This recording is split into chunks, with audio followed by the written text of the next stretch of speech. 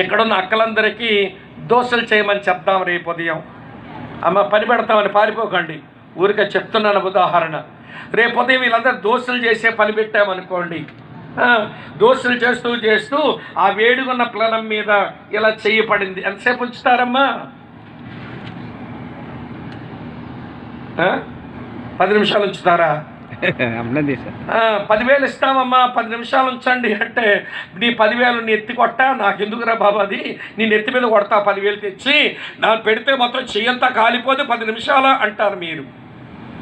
మరి ఏంటంటే అంటే చెయ్యి వేడిపేట తగలగానే అమ్మో అని తీసేస్తారు. కొంతమంది అతి పరిశుద్ధులని అక్కలు ఉంటారులేండి, వీళ్ళు అమ్మన్నారు యోశరక్తం చేయం,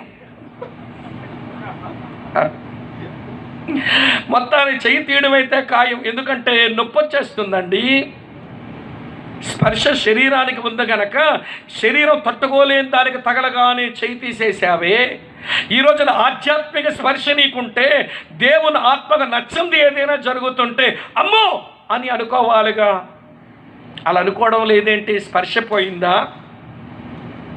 నేను ఇలా అనుకుంటాను. ఏమంటే 1 సమూయేలు గ్రంథం 24 అధ్యాయంలో 5-6 వచనాల దావీదంట, ఏమంటే సౌలు పై వస్త్రమును తాను కోసనని మనసులో నొచ్చుకున్నాడట. అదే దావీదు పొరుగువాని భార్యను ఆశించినాడు. అదే దావీదు ఏమంటే ఆమెతో వ్యభిచారం చేశాడు. అదే దావీదు ఊరియాలు యుద్ధభూమిలో చంపే నొక్కులేదే. ఆధ్యాత్మిక స్పర్శ పోయింది. కిరీటం లేనప్పుడు, సింహాసనం లేనప్పుడు, ఆశీర్వాదం లేనప్పుడు, అరణ్యాలు బట్టి తిరుగుతున్నప్పుడు ఆధ్యాత్మిక స్పర్శ చాలా బాగుంటుంది. దేవుడు దీవించాక అన్నీ ఇచ్చిన తర్వాత, అన్నీ వచ్చిన తర్వాత ఆధ్యాత్మిక స్పర్శ ఎగిరిపోయింది. అందుకని భక్తిలో ఎప్పుడు జూనియర్లుగానే ఉండండి, క్షేమంగా ఉంటారు, సీనియర్లు అయిపోకండి. మన ఎప్పుడో ఒక మీటింగ్లో ఏమంటే వాక్యం చెప్పడానికి పిలిచారు. ఒక రిటైర్మెంట్ ఫంక్షన్ మా దగ్గర.